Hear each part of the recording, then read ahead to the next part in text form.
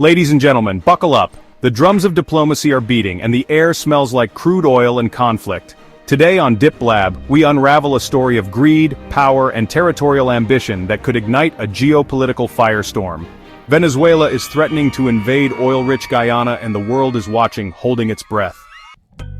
On one side, we have Guyana, a peaceful, unassuming nation suddenly thrust into the global spotlight because of one tiny detail: it's sitting on a sea of oil.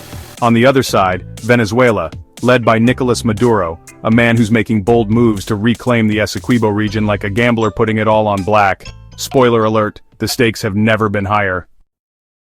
This territorial tussle goes way back to 1899, when an international arbitration panel handed the Essequibo region to British Guyana. Venezuela wasn't thrilled but accepted the decision. Fast forward more than a century, and suddenly that old map is looking a lot more interesting to Maduro. What changed? 2 words: black gold. Maduro claims the arbitration was a sham, but here's the twist. His newfound passion for this wrong territory coincides perfectly with ExxonMobil's 2015 discovery of 11 billion barrels of oil in Guyanese waters. Coincidence? We'll let you decide. Overnight, Guyana transformed from a quiet corner of South America into one of the fastest-growing economies in the world. Meanwhile, Venezuela, once an oil powerhouse, is grappling with hyperinflation and food shortages. Enter Maduro with a plan that's equal parts bold and desperate. In a move straight out of the geopolitical playbook, Maduro held a referendum last month, asking Venezuelans if they want to annex the Essequibo region. The result? A resounding yes. It's like promising a jackpot to a nation desperate for relief. Meanwhile, Guyana's leaders are standing firm. President Irfan Ali has called Venezuela's claims illegal and provocative, vowing to protect Guyana's sovereignty. For Guyana, this isn't just about oil, it's about national pride and securing its newfound economic potential. But this isn't just a regional squabble. The United States has stepped in, warning Venezuela to respect Guyana's sovereignty. Translation: touch that oil, and you'll have to deal with us. Because if there's one thing America loves more than freedom, it's protecting global oil interests. Thankfully, Guyana isn't standing alone. CARICOM, the Caribbean community, has rallied behind it, while ExxonMobil is drilling away like there's no tomorrow. Guyana's oil boom has given it confidence, resources, and allies. But let's not forget Venezuela's internal struggles. The country's economy is in shambles, and Maduro is under immense pressure to deliver a miracle. Annexing oil-rich territory might seem like a shortcut, but it's a gamble that could backfire spectacularly. The tension is real. Satellite images show Venezuelan troops amassing near the border. Maduro's rhetoric may speak of peace, but his actions suggest he's testing the waters, or more accurately, the oil fields. This isn't the first time borders have ignited conflict. From the Falklands to Kashmir, territorial disputes have a way of spiraling out of control. The question is, will diplomacy be enough to defuse this one? The UN has urged diplomacy, but this could escalate faster than oil prices during a supply shock. With US involvement looming and the stakes sky high, this isn't just about oil or borders anymore. It's about power, survival, and a game of geopolitical chess. Picture this. Nicolas Maduro is the defiant underdog, ExxonMobil is the corporate juggernaut, and Guyana caught in the middle of an oil-soaked chessboard. The question is, who's calling checkmate? Now let's dive deeper into the international reactions. The European Union has also voiced its concerns, urging both nations to seek peaceful resolutions. But let's be honest, when was the last time a sternly worded letter solved anything?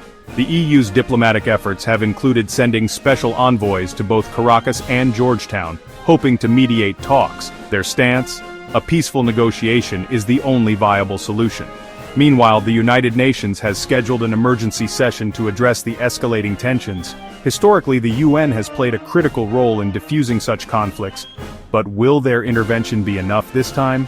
Then there's the looming threat of international sanctions.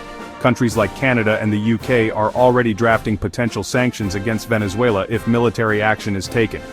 Gap 1S. Despite these pressures, there's still hope for diplomacy. Back-channel dialogues have been initiated and both nations are reportedly considering third-party mediation. Lastly, the global market is keeping a close eye. The potential for oil market disruption has investors on edge, making the stakes even higher. The world waits with bated breath. Can diplomacy win over aggression? Only time will tell. Meanwhile, China is watching closely. With its own interests in global oil markets, Beijing's stance could tip the scales.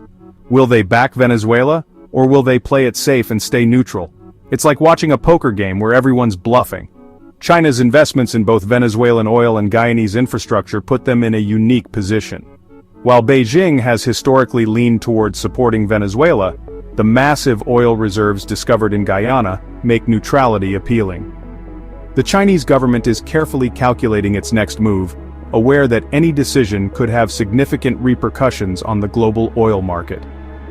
Analysts suggest that China's involvement could either escalate tensions or pave the way for a diplomatic resolution. The world watches as China holds its cards close to its chest, knowing that their next move could change the course of this high-stakes drama. Let's not forget the environmental impact. Drilling for oil in such a contested region could have catastrophic consequences. Imagine an oil spill in the Essequibo River. It's like playing Jenga with the planet's future. One wrong move and it all comes crashing down. In a region rich with biodiversity, the stakes are incredibly high. The Essequibo River and its surrounding ecosystems are home to countless species that could be wiped out in the blink of an eye. Environmental groups are sounding the alarm, warning that the race for oil could lead to irreversible damage. The consequences of an oil spill would not only affect local communities but could also have global repercussions. With climate change already a pressing issue, further environmental degradation could hasten global warming and disrupt weather patterns worldwide. The world is watching, not just for the political drama, but for the environmental stakes that hang in the balance. And what about the people of Guyana and Venezuela? For many, this isn't just a geopolitical chess game, it's their lives and livelihoods at stake. Imagine waking up one day to find your home is now part of a disputed territory. It's like being caught in a tug-of-war, and you're the rope. The uncertainty can be overwhelming, with families fearing displacement and communities worried about their future. Schools, hospitals, and businesses could all be caught in the crossfire, disrupting everyday life. The human cost of this dispute is often overshadowed by political and economic narratives, but it's the people who bear the brunt. Displacement, loss of livelihoods, and the psychological toll of living in a contested zone are real and immediate concerns.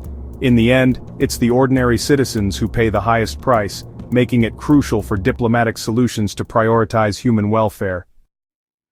So, what are the possible paths to resolution? The international community has a range of tools at its disposal to mediate this conflict. Diplomatic negotiations could lead to a mutually agreeable settlement, perhaps involving shared oil revenues or a jointly administered zone. International courts might be called upon to arbitrate, providing a legal resolution to the territorial dispute. There's also the potential for third-party nations to act as mediators, helping to broker a deal that prioritizes peace and stability. Both countries could benefit from international aid and development projects aimed at easing tensions and improving living conditions for their citizens. Ultimately, the goal is to find a path that avoids conflict and promotes cooperation, ensuring a better future for all involved. Let's talk numbers. If Venezuela successfully annexes Guyana, the potential oil revenue could transform its infrastructure, education, and healthcare systems. But what are the implications of such a move? Best-case scenario, Venezuela stabilizes its economy and oil markets adjust smoothly. The stakes go beyond South America, they ripple across the world. Worst-case scenario, international sanctions, and a prolonged conflict drains resources on both sides. The unthinkable, open conflict, could destabilize the region. Let's hope it doesn't come to that. This saga is far from over, but one thing's clear. The world is watching, and the consequences could ripple far beyond South America. Will diplomacy prevail, or are we on the brink of another conflict fueled by fossil fuels? Stay tuned. That's all for today on DipBlab. Don't forget to like, subscribe, and comment below with your take on this high-stakes drama. Who do you think will make the next move, Maduro, Guyana, or the oil giants? Until next time, stay informed and stay aware.